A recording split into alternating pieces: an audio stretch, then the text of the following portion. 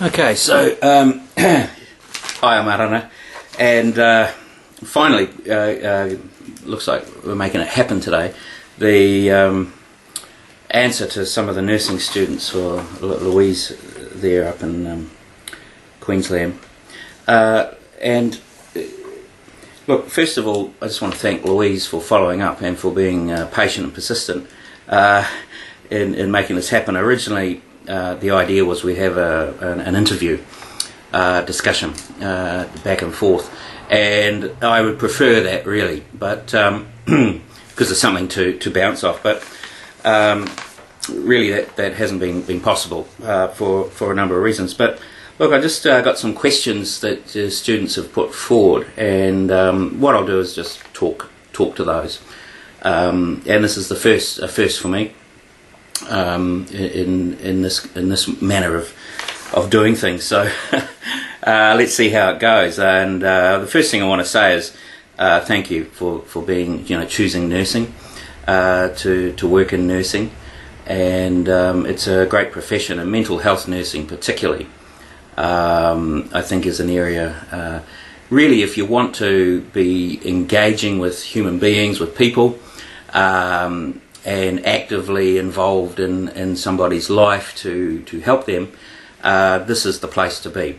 And engage with people in the community in pursuing health and recovery. Other areas of nursing are important too, but my sense is that the real opportunity to engage with people is here in mental health. So if you're really interested in that, and seeing results, then mental health's the place to be. And I think none of us can underestimate the power of connection, and mental health nurses have been important in my own recovery, and I can see that one of the questions really is about what would it be, that would be the most contributing. And the thing is, I think, to hold the hope for people, and the manner in which we engage. We use the words, usual kind of words like respect, but really what it's about is gaining confidence with somebody. Friendship really is a better word. And believing in the person, and not giving up. I think that's the other thing. That these kind of messages that we get are really contributive to recovery.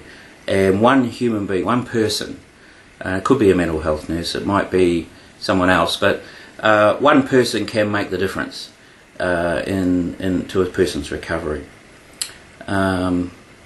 Now, the thing about voices, they're distressing voices. The workshop's around the topic of distressing voices. There are other kinds of voices, and not all voices are distressing. Some voices are positive, and in fact, many people who have distressing voices also identify positive voices. Some of us don't identify any positive voices at all.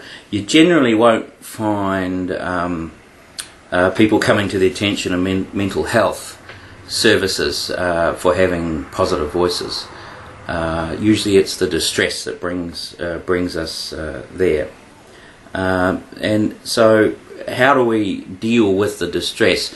The original, the first interest that most people have is to try and shut the experience down, shut the distress down. And often this is, achieved through medication. But I think that there are other ways to deal with voices, or alongside the medicines. And what many of us are finding now, and my work mostly now, is about how do we have the conversation with the person who's hearing voices. How do we have the conversation whilst the voices are present? And what we are finding is that we do respond to voices, some of us. And the question is to ask the person, because the research says about voices that it's a unique and differentiated experience. What's that mean? Well, unique and differentiated experience means that no two voice hearers have the same experience. And so what we find is each time we're connecting with a person who hears voices, then it's a new journey for us both, the person with voices and the person trying to help. So we need to be asking, gaining confidence first, forming the therapeutic alliance, gaining confidence, and then beginning to speak, if people want to, about the content of the voices. And so some voices will speak back and forth, we can have conversations with them. Other voices won't allow that. Sometimes the voices will speak with one another. So two voices might have a conversation together. And I've had situations where two voices will speak with each other, but the more friendly voice will do the communication with the person. So that gets interesting. There's a range of things we can do to help people in addition to the medicines, and focusing attention, for example, finding things we enjoy. We talk in the workshop about using an earplug, one, not two, but plug in one ear, and often that can help people, and sometimes not. We get concerned, of course, about people who hear voices. What are we able to do? Can we go driving or walking around town? And many of us do learn to live with the experience. And there are ways and strategies of living with the experience, but still carrying on a life. There's also some of us learn to make appointments with the voices. In other words, not a deal with the voices. So let's not be intrusive now while I'm teaching, for example, or whilst I'm driving. And we'll make a special time where we can communicate and we can sort things out then.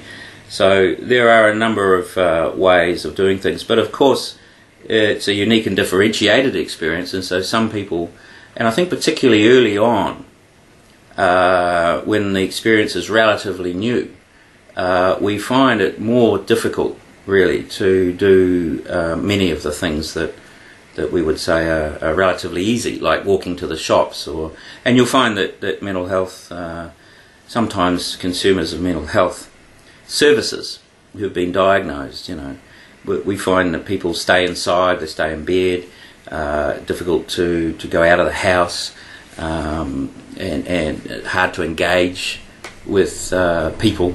And sometimes, not always, but sometimes it's because of the intrusiveness of the experience. And so the best way through is to kind of, shut down as it appears. Yet it might appear that way, but it can be quite active internally, the experience. It's such a big topic, really, that there are many. It takes us down many different pathways of a discussion.